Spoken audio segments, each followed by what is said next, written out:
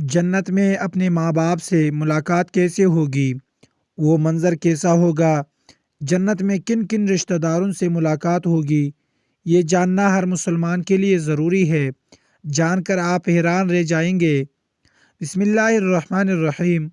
ناظرین، کسی بھی انسان کے لیے دنیا میں سب سے زیادہ پاکیزہ اور محبت کرنے والا رشتہ اس کے ماں باپ کا ہوتا ہے۔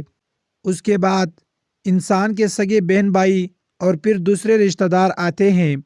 اس دنیا میں قائم یہ رشتے کسی بھی انسان کے لیے اولین ترجیح ہوتے ہیں، جبکہ کچھ رشتے تو ہماری زندگی کے لیے ایسے اہم اور لازم و ملزوم بھی ہو جاتے ہیں کہ ان کے بغیر زندگی گزارنا ناممکن اور محال ہو جاتا ہے۔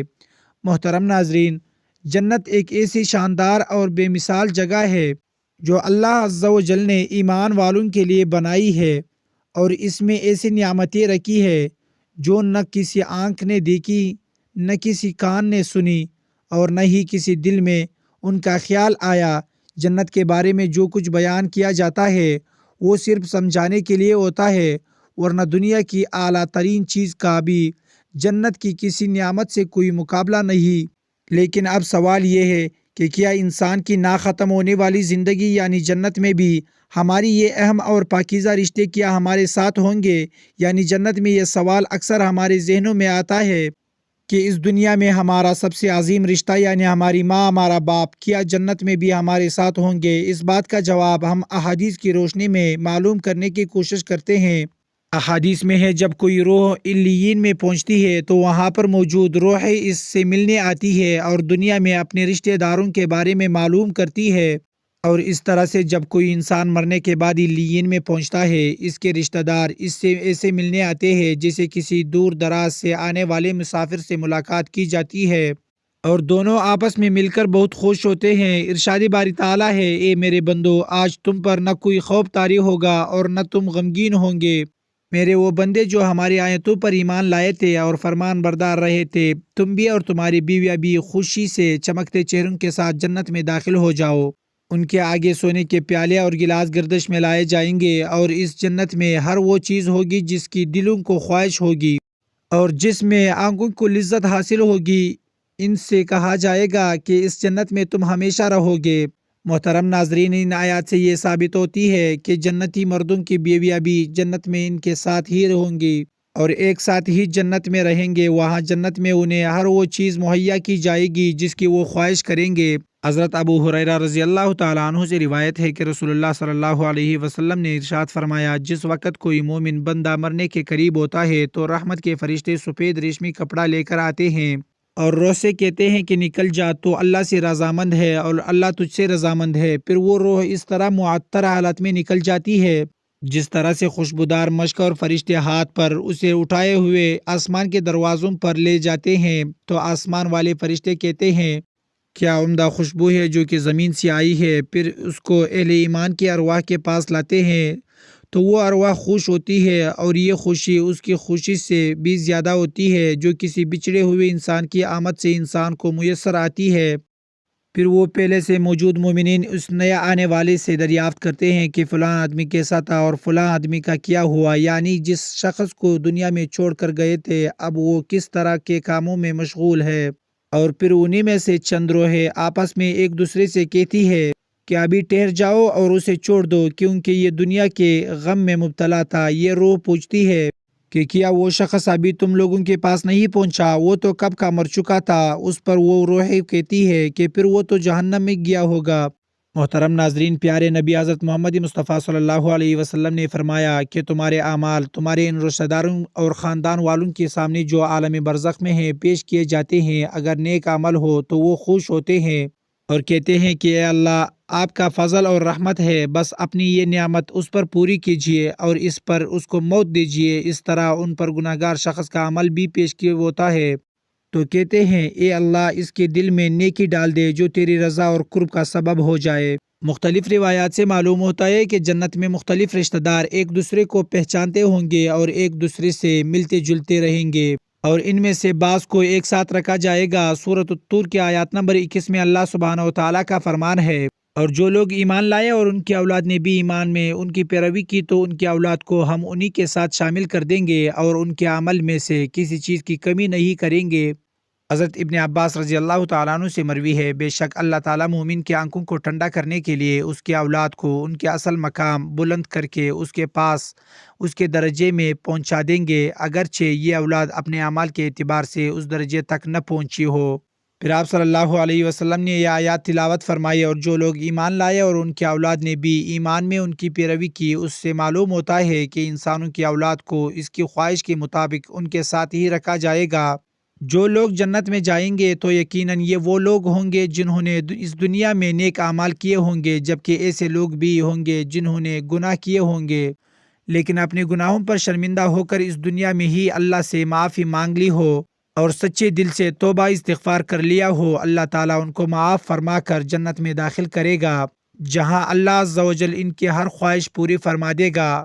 اور یقیناً اس کی خواہش میں سے ایک خواہش یہ بھی ہوگی کہ دنیا میں اس سے جو بھی گناہ سرزد ہو چکے ہو یا کوئی گناہ والے اعمال اس نے کیے ہو تو اس سے وہ تمام اعمال بلا دیے جائیں گے، کیونکہ جنت امن اور سکون کی جگہ ہوگی جہاں منفی خیالات اور غم و غصے کی کوئی گنجائش نہ ہوگی، اور ایک مومن اور جنتی کے لیے ہر طرف خوشحالی ہی خوشحالی ہوگی، جیسا کہ سورۃ البقرہ آیت نمبر 25 میں ارشاد باری تعالیٰ ہے۔ اور جو لوگ ایمان لائے اور نیک عمل کرتے رہے ان کو خوشخبری سنا دو کہ ان کے لیے جنت کے باغ ہے جن کے نیچے نہریں بہہ رہی ہے، جب انہیں ان میں سے کسی قسم کا کھانا کھانے کو دیا جائے تو کہیں گے یہ تو وہی ہے جو ہم کو پہلے بتایا گیا تھا، اور انہیں ایک دوسرے کے ہم شکل بھی دیے جائیں گے اور وہاں ان کے لیے پاک بیویاں ہوں گے اور وہ جنت میں ہمیشہ رہیں گی۔ محترم ناظرین، ایک اور حدیث میں ہے کہ رسول اللہ صلی اللہ علیہ وسلم نے فرمایا، جب اہل جنت جنت میں داخل ہوں گے اور ان میں سے کسی کو اپنے بھائیوں اور رشتہ داروں سے ملنے کی خواہش ہوگی تو اس کا بستر اسے اڑ کر ان کے بستروں کے برابر پہنچا دے گا، اور پھر دونوں تکیے لگا کر دنیا میں گزرے ہوئے دنوں کے بارے میں باتیں کرنے لگیں گے۔ ان میں سے ایک اپنے ساتھی سے کہے گا کہ اے فلاں، تمہیں یاد ہے کہ اللہ نے فلاں دن اور فلاں فلاں جگہ پر ہماری مغفرت فرمائی تھی، ہم نے اللہ سے دعا کی تھی اور اللہ نے ہمیں مغفرت کا پروانہ عطا فرما دیا تھا۔ رسول کریم صلی اللہ علیہ وسلم کی مزاج مبارک کے بارے میں متعدد احادیث مبارکہ میں بیان کیا گیا ہے کہ آپ صلی اللہ علیہ وسلم انتہائی شگفتہ مزاج تھے اور نرمی و محبت سے اور مسکرا کر بات کیا کرتے تھے، تاہم کئی بار آپ صلی اللہ علیہ وسلم بھی اختیار ہنس بھی دیتے، مگر یہ اس وقت ہوتا جب آپ صلی اللہ علیہ وسلم آخرت کے حالات بیان فرما رہے ہوتے تھے۔ امام عسقلانی رحمۃ اللہ علیہ فرماتے ہیں، یہ کہا گیا ہے کہ آپ صلی اللہ علیہ وسلم صرف آخرت کے امور میں ایسا کرتے تھے، اگر کوئی معاملہ دنیا سے متعلق ہوتا تو اس پر آپ صلی اللہ علیہ وسلم صرف تبسم فرمایا کرتے تھے۔ آپ صلی اللہ علیہ وسلم نے ایک بار صحابہ کرام کو یہ آگاہ کیا کہ روز محشر جب کسی کو جہنم سے نکال کر جنت میں بھیجا جائے گا تو اس کی حالت کیا ہوگی۔ اس پر آپ صلی اللہ علیہ وسلم نے ہنس کر واقعے کا احوال بیان کیا۔ بخاری شریف اور مسلم شریف میں یہ متفقہ حدیث مبارک یوں بیان کی گئی ہے۔ حضرت عبداللہ بن مسعود رضی اللہ تعالیٰ عنہ سے روایت ہے کہ حضور نبی اکرم صلی اللہ علیہ وسلم نے فرمایا، مجھے اچھی طرح معلوم ہے کہ سب سے آخر میں جہنم سے کون نکالا جائے گا یا سب سے آخر میں کون جنت کے اندر داخل ہوگا۔ یہ آدمی اپنی جسم کو گھسیٹتا ہوا جہنم سے باہر نکلے گا، چنانچہ اللہ تعالیٰ اس سے فرمائے گا، جا جنت میں داخل ہو جاؤ۔ وہ جنت میں داخل ہوگا تو اسے گمان گزرے گا کہ شاید یہ بری ہوئی ہے، چنانچہ وہ واپس لوٹ کر عرض گزار ہوگا، اے رب وہ تو بری ہوئی ہے۔ پس اللہ تعالیٰ اس سے فرمائے گا، جا جنت میں چلا جا، لہٰذا جنت میں داخل ہوگا۔ جنت میں جا کر پھر گمان گزرے گا کہ شاید یہ بھی بری ہوئی ہے، واپس لوٹ کر پھر عرض کرے گا، اے رب العالمین میں نے تو وہ بری ہوئی پائی ہے۔ چنانچہ اللہ تعالیٰ اس سے فرمائے گا، جا اور جنت میں داخل ہو جا، کیونکہ تیرے لیے جنت میں دنیا کے برابر بلکہ اس سے 10 گنا زیادہ حصہ ہے۔ عرض کرے گا، اے اللہ، کیا مجھ سے مذاق کرتا ہے یا مجھ پر ہنستا ہے، حالانکہ تو حقیقی مالک ہے۔ حضرت عبداللہ بن مسعود رضی اللہ تعالیٰ عنہ بیان کرتے ہیں کہ میں نے دیکھا کہ اس پر حضور نبی اکرم صلی اللہ علیہ وسلم ہنس پڑے، یہاں تک کہ آپ صلی اللہ علیہ وسلم کے دندان مبارک نظر آنے لگے۔ آپ صلی اللہ علیہ وسلم فرماتے تھے، یہ اہل جنت کے سب سے کم درجے والے شخص کا حال ہے۔ حضرت ابو سعید سے روایت ہے کہ رسول اللہ صلی اللہ علیہ وسلم نے فرمایا، جو آدمی سب سے آخر میں جنت میں داخل ہوگا وہ گرتا پڑے اور گھسیٹتا ہوا دوزخ سے اس حال میں نکلے گا کہ دوزخ کی آگ اسے جلا رہی ہوگی۔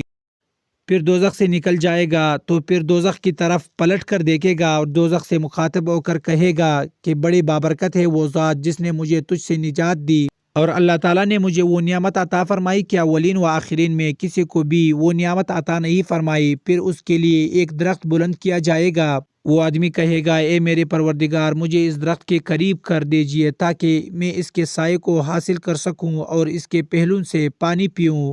اللہ تعالیٰ فرمائیں گے اے ابن آدم اگر میں تجھے یہ دوں تو پھر اس کے علاوہ تو اور کچھ نہیں مانگے گا؟ وہ عرض کرے گا کہ نہیں اے میرے پروردگار۔ اللہ تعالیٰ اس سے اس کے علاوہ اور نہ مانگنے کا معاہدہ فرمائیں گے، اور اللہ تعالیٰ اس کا عذر قبول فرمائیں گے، کیونکہ وہ جنت کی ایسی ایسی نعمتیں دیکھ چکا ہوگا کہ جس پر اسے صبر نہ ہوگا۔ اللہ تعالیٰ اسے اس درخت کے قریب کر دیں گے، وہ اس کے سائے میں آرام کرے گا اور اس کے پہلو کے پانی سے پیاس بجھائے گا۔ پھر اس کے لیے ایک اور درخت ظاہر کیا جائے گا جو پہلے درخت سے کئی زیادہ خوبصورت ہوگا۔ وہ آدمی عرض کرے گا اے میرے پروردگار مجھے اس درخت کے قریب فرما دیجئے تاکہ میں اس کا سایہ حاصل کر سکوں اور اس کا پانی پی سکوں، اور اس کے بعد میں اور کوئی سوال نہیں کروں گا۔ اللہ تعالیٰ فرمائیں گے اے ابن آدم کیا تو نے مجھ سے وعدہ نہیں کیا تھا کہ تو مجھ سے اور کوئی سوال نہیں کرے گا، اور اب اگر تجھے اس درخت کے قریب پہنچا دیا تو پھر تو اور سوال کرے گا۔ اللہ تعالیٰ پھر اس سے اس بات کا وعدہ لیں گے کہ وہ اور کوئی سوال نہیں کرے گا، کیونکہ وہ ایسی ایسی نعمتیں دیکھے گا جس پر وہ صبر نہ کر سکے گا۔ پھر اللہ تعالیٰ اس کو درخت کے قریب کر دیں گے اور اس کے سائے میں آرام کرے گا اور اس کا پانی پیے گا۔ پھر اسے جنت کے دروازے پر ایک درخت دکھایا جائے گا جو پہلے دونوں درختوں سے زیادہ خوبصورت ہوگا۔ وہ آدمی کہے گا اے میرے رب مجھے اس درخت کے قریب فرما دیجئے تاکہ میں اس کے سائے میں آرام کروں اور پھر اس کا پانی پیوں اور اس کے علاوہ کوئی اور سوال نہیں کروں گا۔ پھر اللہ تعالیٰ اس آدمی سے فرمائیں گے اے ابن آدم کیا تو نے مجھ سے یہ وعدہ نہیں کیا تھا کہ تو اس کے بعد اور کوئی سوال نہیں کرے گا؟ وہ عرض کرے گا ہاں میرے پروردگار اب میں اس کے بعد اس کے علاوہ اور کوئی سوال نہیں کروں گا۔ پھر اللہ تعالیٰ اسے عطا کر دے گا۔ اس کے بعد وہ جنت کی ایسی ایسی نعمتیں دیکھے گا جس پر وہ صبر نہیں کر سکے گا۔ پھر اللہ تعالیٰ اسے اس درخت کے قریب کر دیں گے۔ جب وہ اس درخت کے قریب پہنچے گا تو جنت والوں کی آواز سنے گا، تو وہ پھر عرض کرے گا اے میرے رب مجھے اس میں داخل کر دے۔ تو اللہ فرمائیں گے اے ابن آدم تیرے سوال کو کون سی چیز روک سکتی ہے کہ تو اس پر راضی ہے کہ تجھے دنیا اور دنیا کے برابر دے دیا جائے؟ وہ کہے گا اے رب العالمین تو مجھ سے مذاق کرتا ہے۔ یہ حدیث بیان کر کے حضرت عبداللہ رضی اللہ تعالیٰ عنہ ہنس پڑے اور لوگوں سے فرمایا کہ تم مجھ سے کیوں نہیں پوچھتے کہ تم کیوں ہنسا؟ لوگوں نے کہا کہ آپ کس وجہ سے ہنسے؟ فرمایا رسول اللہ صلی اللہ علیہ وسلم اسی طرح ہنسے تھے۔ فرمایا اللہ رب العالمین کے ہنسنے کی وجہ سے جب وہ آدمی کہے گا کہ آپ رب العالمین ہونے کے باوجود مجھ سے مذاق فرما رہے ہیں، تو اللہ تعالیٰ فرمائے گا کہ میں تجھ سے مذاق نہیں کرتا مگر جو چاہوں کرنے پر قادر ہوں۔